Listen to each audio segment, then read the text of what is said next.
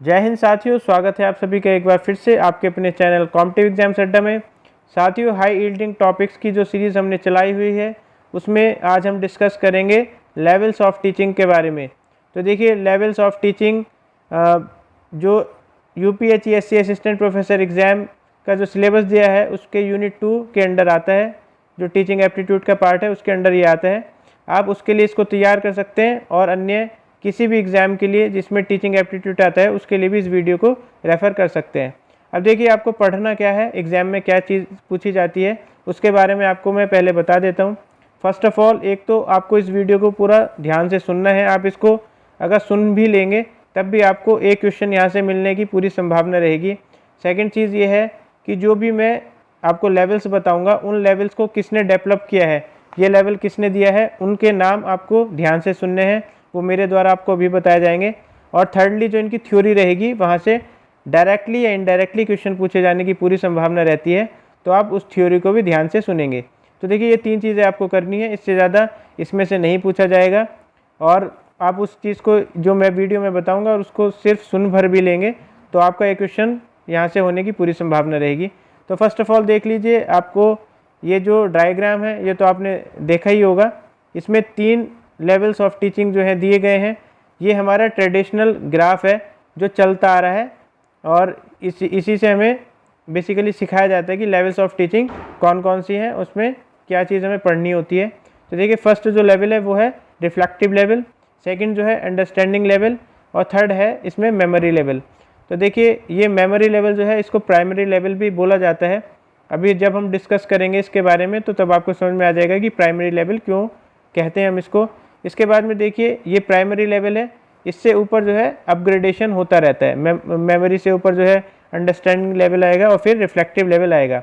इसके बाद में देखिए, एक लेवल और इसमें जोड़ा गया है और ये लेवल जो जोड़ा गया है ये जोड़ा गया था मॉरिस एल बिगी द्वारा। तो आप इसका भी नाम याद रखेंगे। मैंने आपको बताया ना कि जो नाम है वो आपको बिल्कुल ध्यान से याद रखने हैं। तो एक तो आप ये, अगर आपसे क्वेश्चन इस तरीके से पूछा जा सकता है कि जो 4th लेवल है वो कौन सा है, या एलिमिनेशन के लिए आ गया तो आप ऑटोनोमस डेवलपमेंट लेवल जो है याद रखेंगे और नाम याद क्या रखेंगे, मॉरिस एल MORRIS एल बिगी। तो ये नाम आप बिल्कुल याद रखेंगे। मॉरिस एल बिगी द्वारा ही ये पूरा का पूरा डायग्राम जो है दिया गया था 1976 में। तो ये भी एक इम्पॉर्टेंट क्वेश्चन हो जाता है, पूछा जा सकता है कि आपको जो ये जो टीचिंग पिरामिड दिया गया था ये किसके द्वारा दिया गया था, तो मॉरिस एल बिगी द्वारा दिया गया था 1976 में। अब देखिए, इसके बारे में हम देख लेते हैं। जो रिफ्लेक्टिव लेवल है, एक एक चीज़ इसमें इंपॉर्टेंट है इसलिए आप बिल्कुल ध्यान से सुनेंगे। उसको मोस्ट थॉटफुल कहा जाता है। ये मॉरिस एल बिगी द्वारा जब डायग्राम दिया गया था तो उन्होंने ही इसको क्लासीफाई किया था। एक तो उनके द्वारा बोला गया था मोस्ट थॉटफुल, फिर दूसरे नंबर पे आता है थॉटफुल जिसको उन्होंने अंडरस्टैंडिंग लेवल कहा, और उसके बाद में थर्ड जो आता है वो आता है मेमोरी लेवल ऑफ टीचिंग जिसको इन्होंने लीस्ट थॉटफुल कहा गया था। और ये चौथा जो है, ये जो है देखिए बेसिकली एक हाई लेवल हो जाता है। ऑटोनोमस डेवलपमेंट लेवल एक हाई लेवल ऑफ टीचिंग है। बेसिकली ये टीचिंग इसमें जो है ना के बराबर ही होती है और जो लर्नर होता है वो खुद से ही सारी चीज़ें करता है। तो इसलिए ये बेसिकली आप इसको इसमें रख सकते हैं टीचिंग पिरामिड में, लेकिन इसमें टीचिंग का बहुत कम रोल होता है। तो ये मैं आपको बताऊंगा, इसके बारे में जो डिस्कशन रहेगा उसको आपको ध्यान से सुनना है। तो देखिए, सबसे पहले हम इसी से शुरू कर लेते हैं, ऑटोनोमस डेवलपमेंट लेवल। इसमें आपको क्या क्या चीज़ें याद रखनी है। तो एक तो आपको ये नाम याद रखना है कि मॉरिस एल बिगी, ये आपको नाम याद रखना है। दूसरी चीज़ आपको याद रखनी है कि इसमें टीचिंग की जो है बेसिकली टीचिंग का जो इम्प्लीकेशन है या फॉर्मल टीचिंग जो रहेगी वो बिल्कुल ना के बराबर रहेगी, नील रहेगी। और इसमें जो है सेल्फ स्टडी या इस तरीके की चीज़ें जो है वो लर्नर ओरिएंटेड रहती है। तो ये सारी चीज़ें ऑटोनोमस डेवलपमेंट लेवल में रहेगी। जैसे कि आपको नाम से ही पता चल रहा है कि ऑटोनोमस का मतलब होता है खुद से ही डेवलपमेंट लेवल। तो खुद से ही जो डेवलप्ड किया गया लेवल है बेसिकली वो ऑटोनोमस डेवलपमेंट लेवल में आएगा। एक इम्पॉर्टेंट फैक्ट यहाँ से आपको मिल जाता है। इसके बाद में देखिए, ये चीज़ तो आपको मैंने बताई दी है। जो 3 है इसको हिंदी में भी देख लीजिए, चिंतन स्तर जिसको रिफ्लेक्टिव लेवल कहा जाता है, बोध स्तर अंडरस्टैंडिंग लेवल, और जो है स्मृति स्तर जो है मेमोरी लेवल को कहा जाता है। ये पिरामिड आप बिल्कुल ध्यान रखेंगे। इसमें ये जो टर्मोलॉजी है मोस्ट थॉटफुल और लीस्ट थॉटफुल, इसको भी आप याद रखेंगे। अब देखिए जो मैं थ्योरी आपको बता रहा हूँ वो आपको ध्यान से सुन लेनी है। तो पहले हम शुरुआत करेंगे स्मृति स्तर के शिक्षण के बारे में। अब देखिए पहली चीज़ जो है वो आपको याद रखनी है कि ये किसने दी थी। तो आपको ये नाम याद रखना है, हर्बर्ट जो है आपको याद रखना है। अब देखिए मैंने इसको कैसे याद किया है, HM मतलब हर्बर्ट ने दिया मेमोरी लेवल, HM मतलब होम मिनिस्ट्री से मैंने इसको याद किया है। तो आप इसको अपने तरीके से कैसे भी याद रख सकते हैं। तो हर्बर्ट ने दिया मेमोरी लेवल ऑफ टीचिंग, ये आपको याद रखना है। अब देखिए स्मृति एक मानसिक प्रक्रिया है जो प्रत्येक प्राणी में किसी न किसी मात्रा में अवश्य पाई जाती है, और जब व्यक्ति किसी वस्तु पदार्थ अथवा स्थान को देखता है तो उस वस्तु पदार्थ अथवा स्थान के प्रतिमा अथवा चिन्ह उसके मस्तिष्क में बन जाते हैं। इन्हीं संचित चिन्हों अथवा पूर्व समय में सीखी हुई बातों को याद करना ही स्मृति कहलाता है। तो मेमोरी आपको पता है, ज़्यादा बताने की ज़रूरत नहीं है।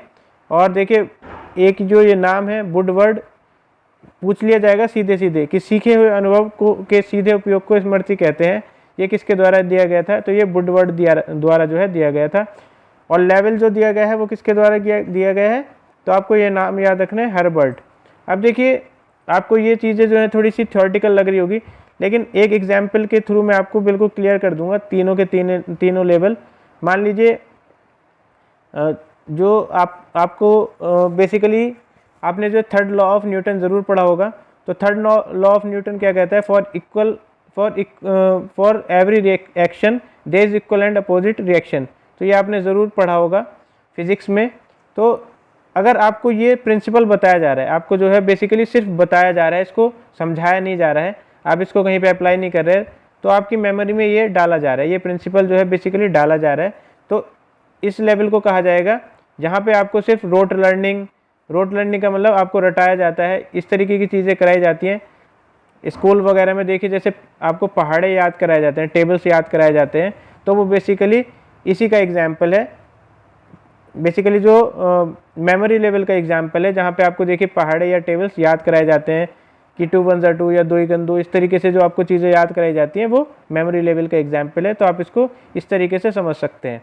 अब देखिए इसमें स्मृति की जो अवस्थाएं हैं, फेजेस ऑफ मेमोरी, इसमें से भी इनडायरेक्टली एक क्वेश्चन बनने की पूरी संभावना रहेगी, या ये आपको 4 स्तर पूछ लिए जाएंगे, इसमें आपको अरेंज करने के लिए पूछ लिया जाएगा, या मतलब कौन सा ऑप्शन सही है कौन सा ऑप्शन गलत है, इस तरीके से आपसे पूछ लिया जाएगा। तो पहला जो है देखिए लर्निंग है, दूसरा जो है रिटेंशन है, आपने लर्न किया कोई चीज़, आप उसको रिटेंशन कर रहे हैं, उसका रिटेन कर रहे हैं। उसके बाद में रिकॉल है और फिर रिकॉग्निशन है। तो ये चारों स्तर जो हैं किसके हैं, ये फेजेस ऑफ मेमोरी है। अब देखिए इसको मुझे नहीं लगता कि समझाने की ज़्यादा ज़रूरत है, क्योंकि शब्द से ही पता चल रहा है अधिगम लर्निंग। जैसे कि जब किसी व्यक्ति के व्यवहार अनुभव अभ्यास या प्रशिक्षण में वांछित परिवर्तन लाया जाता है या लाने का प्रयास किया जाता है तो उसे अधिगम कहते हैं। स्मृति केवल अधिगम अथवा अनुभव के अंकित होने पर आधारित होती है। तो ये आप थोड़ा सा देख लेंगे, इसको ज़्यादा बताने की ज़रूरत नहीं है। जब लर्निंग होती है किसी चीज़ की, किसी के जो है व्यवहार में जो है बेसिकली परिवर्तन लाने के लिए उसको कुछ चीज़ें सिखाई जाती हैं, कुछ चीज़ें जो है उसको बताई जाती हैं, तो वो लर्निंग में आएगा। रिटेंशन में क्या हुआ है, सीखी हुई चीज़ें जो होती हैं, या संस्कार मतलब कोई भी बेसिकली फैक्ट है, तो मस्तिष्क में स्थायी रूप से बनाए रखना धारण कहलाता है। अब आपके देखिए आपको कोई चीज़ सिखा दी गई, पहाड़े आपको याद करा दिए गए, अब आपको उसको माइंड में बना के रखना है, मस्तिष्क में बना के रखना है, तो उसको क्या कहेंगे, बेसिकली रिटेंशन कहेंगे, धारण कहा जाएगा उसको। प्रत्यास्मरण किसको कहा जाएगा, रिकॉल कहा जाएगा। सीखे हुए अनुभवों को चेतना में लाना प्रत्यास्मरण है। तो देखिए रिकॉल किसको कहते हैं, कि मुझे याद आ रहा है, इस तरीके का जब आप शब्द प्रयोग करते हैं, आपके माइंड में कोई चीज़ इस्टेब्लिश हो गई तो रिटेंड हो गई वो चीज़, या धारण हो गई। अब आपने उसको फिर से याद किया तो वो रिकॉल होगी, तो उसको कहा जाएगा प्रत्यास्मरण। ये तीसरा स्तर है या तीसरा फेज है। और व्यक्ति की स्मृति का अच्छा अथवा बुरा होना उसके भूतकाल इन अनुभवों को पूर्ण स्मरण करने पर ही निर्भर करता है। तो देखिए आप कितने अच्छे से किसी चीज़ को रिकॉल कर पा रहे हैं तो आपकी मेमोरी गुड होगी। अगर आप उसको भूल जाते हैं तो बैड मेमोरी के श्रेणी में आएगा। अगला जो है वो है पहचान, रिकॉग्निशन बेसिकली क्या होता है, देखिए किसी व्यक्ति अथवा वस्तु को देखकर यह बता देना कि हमने इसे पहले भी देखा है। तो देखिए मान लीजिए आपने कोई गाय देखी और आप कहीं जंगल में गए और आपने उसी तरीके का एक जो है पशु देख लिया, नील गाय देख ली बेसिकली, तो आप उसको रिकॉल कर लेंगे कि मैंने ये गाय की तरीके से लगता है, ये नील गाय जो है गाय की तरह दिखती है, या कोई भी वस्तु है तो इस तरीके से उसको रिकॉग्निशन कहा जाएगा। तो देखिए, अब देखिए इसमें एक क्लासिफिकेशन दिया गया है, मेमोरी को किस तरीके से क्लासीफाई करते हैं। तो यहाँ से भी इनडायरेक्टली क्वेश्चन बनने की संभावना रहेगी। किसी बात को याद करने की योग्यता प्रत्येक व्यक्ति में अलग अलग होती है। कुछ व्यक्ति ऐसे होते हैं कि जो किसी बात को एक बार याद करने के पश्चात कभी नहीं भूलते, और कुछ लोग जो हैं जो बार बार याद करते हैं फिर भी भूल जाते हैं। तो ये क्यों होता है? क्योंकि क्लासिफिकेशन ऑफ मेमोरी है, मतलब मेमोरी जो है अलग अलग तरीके से है। जैसे तात्कालिक स्मृति, इमीडिएट मेमोरी होती है। स्थायी इमीडिएट का मतलब एक तरीके से जो तात्कालिक हो, जो बेसिकली अभी के लिए, प्रेजेंट के लिए मेमोरी है, स्मृति है, वो इमीडिएट मेमोरी कहेंगे। स्थायी स्मृति क्या होती है? परमानेंट मेमोरी होती है कि आप वो भूल ही नहीं सकते। अब देखिए, आप अपनी आइडेंटिटी, कोई देखिए अनहोनी नहीं होती तो आप अपनी आइडेंटिटी कभी नहीं भूल सकते, तो ये परमानेंट मेमोरी की श्रेणी में आएगा। व्यक्तिगत स्मृति, पर्सनल मेमोरी, इम्पर्सनल मेमोरी, तो ये सारी जो है basically phases of memory. Active memory हो गया, पैसिव मेमोरी, तो ये सब आपने सुना ही होगा कि कॉन्शियस माइंड, सबकॉन्शियस माइंड, इन सब की बात हो रही है। मैकेनिकल मेमोरी जो यांत्रिकी स्मृति होती है, मैकेनिकल मेमोरी, तो आपके जो भी देखिए मोटर ऑर्गन्स होते हैं उनको चलाने के लिए मेमोरी ही काम आती है। जो है रटंत स्मृति, रोट मेमोरी जो होती है, कुछ चीज़ें देखिए आपको दिमाग नहीं लगाना पड़ता, आपको रटी रटाई होती है, तो वो कौन सा क्लासिफिकेशन है? रोट मेमोरी के अंडर आएगा। तार्किक स्मृति में जो है लॉजिकल मेमोरी आएगा। तो देखिए, अब इसमें कुछ अच्छी स्मृति की विशेषताएं दे रखी हैं गुड मेमोरी की।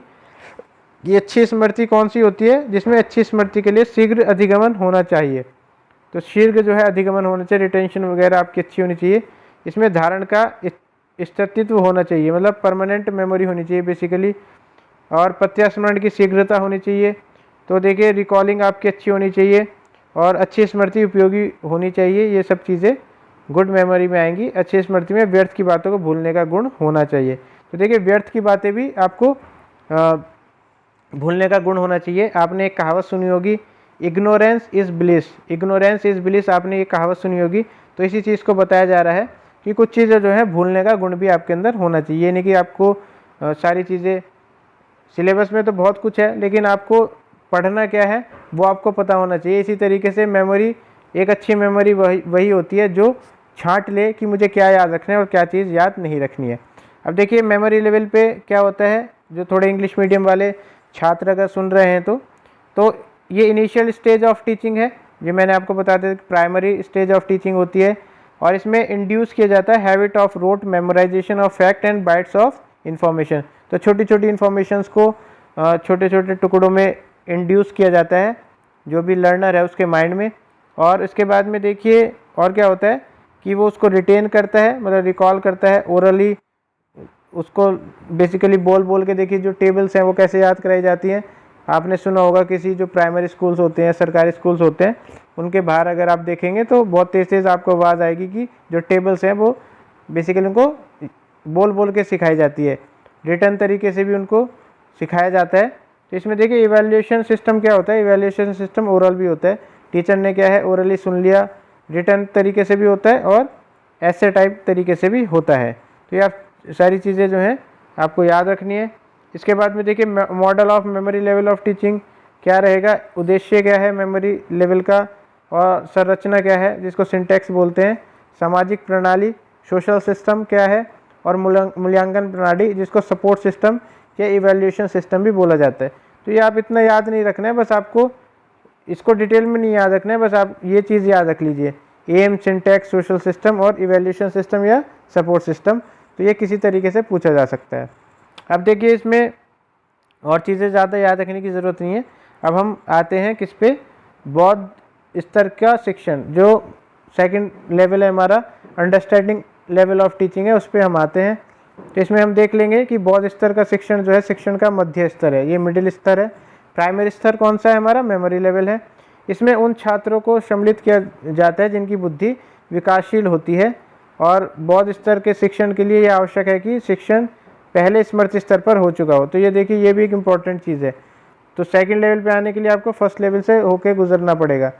जबकि देखिए जो थर्ड लेवल आएगा उसमें ऐसा नहीं होगा। रिफ्लेक्टिव लेवल में बेसिकली जो है ऑटोनोमस लेवल में ऐसा नहीं होगा। ऑटोनोमस डेवलपमेंट लेवल में ऐसा ज़रूरी नहीं है कि आपने कोई चीज़ रटी हो तभी आप उस पर जा सकते हैं, आपने नहीं भी रटी है तब भी आप उस तरीके से उस चीज़ को डेवलप कर सकते हैं।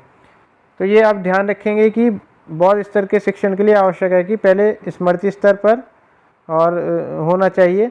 बौद्ध स्तर पर विद्यार्थी को क्या किया जाता है, सामान्यीकरण तथा सिद्धांत एवं तथ्य के संबंध में बोध कराने का बल दिया जाता है। तो आप याद रखेंगे सामान्यीकरण जिसको कहते हैं जनरलाइजेशन।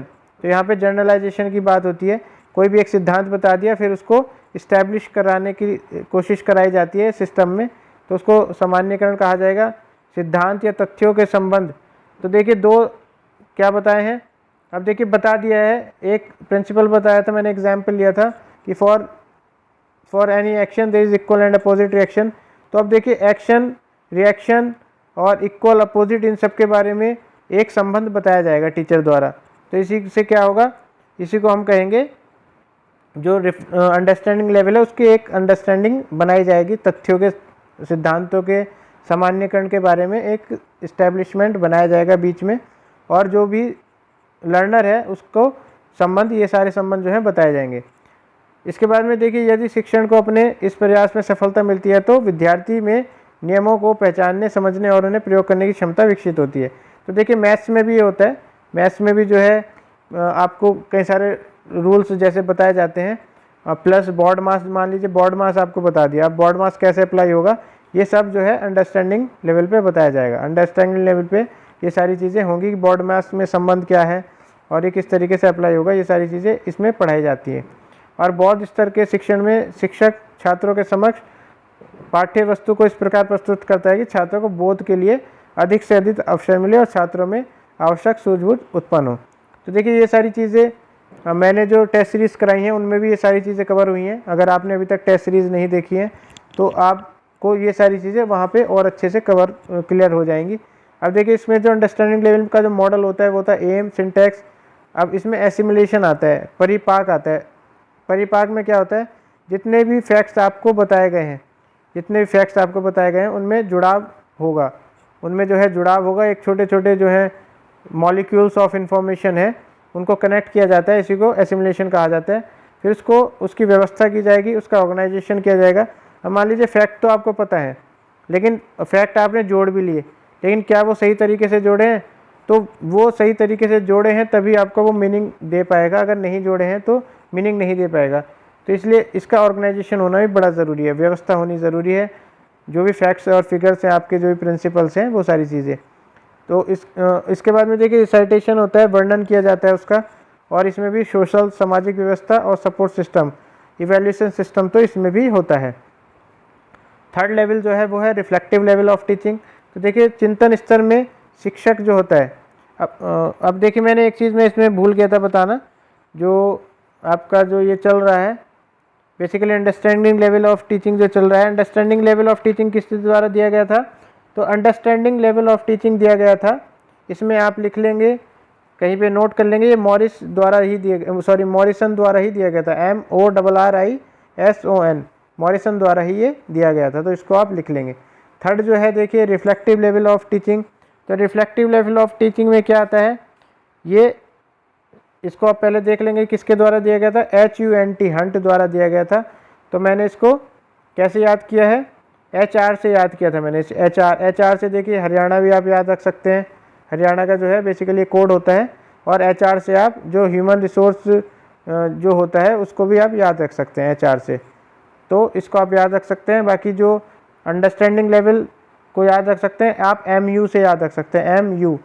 तो पहले देखिए थिंकर का नाम मॉरिसन, और फिर बाद में यू मतलब अंडरस्टैंडिंग लेवल। इसी तरीके से चिंतन में पहले जो है किसका नाम, जो भी हंट है, और फिर रिफ्लेक्टिव आ जाएगा तो HR आ जाएगा इसमें, तो ऐसे आप याद रख सकते हैं। अब देखिए चिंतन स्तर में देख लेते हैं। चिंतन स्तर में शिक्षक अपने छात्रों में चिंतन, तर्क तथा कल्पना शक्ति को बढ़ाता है। तो देखिए ये सारी चीज़ें बढ़ती हैं, थिंकिंग बढ़ती है, लॉजिकल रीजनिंग जो है वो बढ़ती है, तर्क बढ़ता है तथा कल्पना शक्ति, इमेजिनेशन का जन्म होता है। इमेजिनेशन बहुत इंपॉर्टेंट चीज़ है, इमेजिनेशन। आप इमेजिन करोगे किसी चीज़ को बेसिकली जो कहते हैं ना कि सपने देखना, तो वो एक इमेजिनेशन का ही पार्ट है। तो छात्र को वो सब कुछ कराया जाता है और छात्र स्मृति बौद्ध स्तर दोनों के माध्यम से अपनी समस्याओं का समाधान कर सके। तो देखिए इसमें स्मृति बौद्ध स्तर दोनों के माध्यम से अपनी समस्याओं का समाधान होता है। इसमें बेसिकली ये सॉल्यूशन गिविंग लेवल है एक तरीके से, कि यहाँ पे जो भी आपके डे टू डे लाइफ में प्रॉब्लम्स हैं उनका सॉल्यूशन देना, वो सब यहाँ पे इस लेवल से होगा। अब देखिए पहिए का आविष्कार कैसे हुआ। तो पहिए का आविष्कार जो है इसी लेवल पे हुआ बेसिकली, इस लेवल पे मतलब रिफ्लेक्टिव लेवल पे, कि इस तरीके से गोल गोल हम चलाएंगे चीज़ों को तो तब आसानी से चल पाएंगी। तो ये रिफ्लेक्टिव लेवल ही है एक तरीके से। आपने जो सीखा है, आपने जो समझा है, तो पहले देखिए सीखा मतलब जो आपने रटा है वो सब चीज़ें, और फिर समझा मतलब जो है आपका अंडरस्टैंडिंग लेवल, उसके बाद में उसको रिफ्लेक्ट कर रहे हो आप, तो ये रिफ्लेक्टिव लेवल में आएगा। और चिंतन स्तर पर शिक्षण समस्या केंद्रित होती है। तो देखिए समस्या केंद्रित होती है ये, तो प्रॉब्लम सेंट्रिक अप्रोच है बेसिकली ये। इस स्तर में अध्यापक बच्चों के सामने समस्या उत्पन्न करता है। तो देखिए केस स्टडी वगैरह जो है इसमें ही आएंगी, केस स्टडी इसमें ही आएंगी। और एक जो एग्जाम्पल लेके मैं चल रहा था जो न्यूटन्स थर्ड लॉ है, तो उसके बारे में मैं आपको बता दूं कि आपने जो है मान लीजिए प्रिंसिपल पहले रटा, फिर उसको समझा, अब देखिए अप्लाई करने का समय आ गया है, तो इसको अप्लाई करना बताया जाएगा। अब उससे देखिए किसी ने रॉकेट बना दिया, उसको ये सारे प्रिंसिपल्स बताए गए, और अब उसने क्या बनाया, रॉकेट बना दिया। तो ये जो है किसके थ्रू बनाया, रिफ्लेक्टिव लेवल ऑफ टीचिंग के थ्रू ही उसने बनाया है। इसमें जो है बच्चे का जो लेवल है माइंड का जो डेवलप किया जाता है, और बच्चा जो है ज़्यादा सोचने की कोशिश करता है। तो देखिए इस स्तर में अध्यापक बच्चों के सामने, ये तो मैंने आपको बता दिया है, और अपने स्वतंत्र चिंतन, ये मैं बताना चाह रहा था आपको कि स्वतंत्र चिंतन करने का समय देता है। स्वतंत्र चिंतन मतलब सेल्फ थिंकिंग भी बच्चा करता है। और इस स्तर में बच्चों में आलोचनात्मक, अब देखिए क्रिटिकल जो थिंकिंग है, आलोचनात्मक थिंकिंग और मौलिक थिंकिंग, वो सब इसी में आता है। तो ये शब्द जो है ये थ्योरी नहीं है, सीधा सीधा पूछ लिया जाएगा कि आलोचनात्मक और मौलिक चिंतन कौन से स्तर में होता है। तो आलोचनात्मक, क्रिटिकल थिंकिंग और मौलिक कौन सी होती है, देखिए आपकी जो फंडामेंटल थिंकिंग है वो सब इसमें उत्पन्न होता है। तो ये रिफ्लेक्टिव लेवल ऑफ टीचिंग है। और इसमें भी जो मॉडल है वो इसी तरीके से होता है, एम, सिंटैक्स, सोशल सिस्टम और सपोर्ट सिस्टम या इवैल्यूएशन सिस्टम, जो कि आपका मेमोरी लेवल में होता है। अब देखिए एक जो चीज़ मैं आपको बता रहा था कि ऑटोनोमस वाली चीज़, ऑटोनोमस डेवलपमेंट में, वहाँ पे इन सारे जो ये लेवल्स हैं, मेमोरी, अंडरस्टैंडिंग या जो रिफ्लेक्टिव लेवल है, इनके बिना भी वहाँ पे आप कार्य कर सकते हैं। मतलब ऑटोनोमस में तो सीधा, ऑटोनोमस का मतलब है कि ये सब चीज़ें नहीं भी होंगी तब भी, देखिए कुछ लोग नहीं भी पढ़े लिखे होते, उनको कुछ चीज़ें रटवाई भी नहीं जाती, फिर भी वो अपने आप से चीज़ें सीख जाते हैं। तो वो ऑटोनोमस डेवलपमेंट लेवल है। वहाँ पे जो भी बच्चा होता है वो खुद का ही टीचर होता है, खुद अपना ही टीचर होता है। मान लीजिए उसको स्कूल में नहीं भेजा गया, उसको किसी टीचर ने नहीं पढ़ाया, फिर भी उसने सारी चीज़ें वो सीख ली, तो वो ऑटोनोमस डेवलपमेंट लेवल हो जाएगा। और उसने वो उस चीज़ को अप्लाई कर दिया। कुछ साइंटिस्ट जो हैं बिना स्कूल जाए हुए भी बन जाते हैं। अब साइंटिस्ट मतलब मान लीजिए किसी ने थोड़ा बहुत पढ़ा, कहीं से सीखा और उसको फिर अप्लाई करके कुछ बना दिया, तो वो सब ऑटोनोमस डेवलपमेंट टीचिंग में ही आएगा। तो होपफुली आपको ये वीडियो अच्छे से समझ में आया होगा। यहाँ से देखिए क्वेश्चन बनने की संभावना रहेगी, 99.99% संभावना रहेगी यहाँ से क्वेश्चन बनने की, आएगा ही। मैं इसको 100% भी कह सकता हूँ वैसे, लेकिन मैं 99.99% ही रखता हूँ किसी भी चीज़ को। तो आप इसको ध्यान से सुने। कोई भी डाउट है आपका तो वीडियो में कमेंट बॉक्स में आप ज़रूर बताइए। आपको चीज़ें पसंद आई हैं तो आप बिल्कुल लाइक करें और अपने फीडबैक जो है कमेंट बॉक्स में दें। होपफुली आपकी जो है तैयारी अच्छी चल रही होगी। इस साल जो है आप सिलेक्शन ज़रूर लें, यही मेरी शुभकामनाएं रहेंगी। Thank you.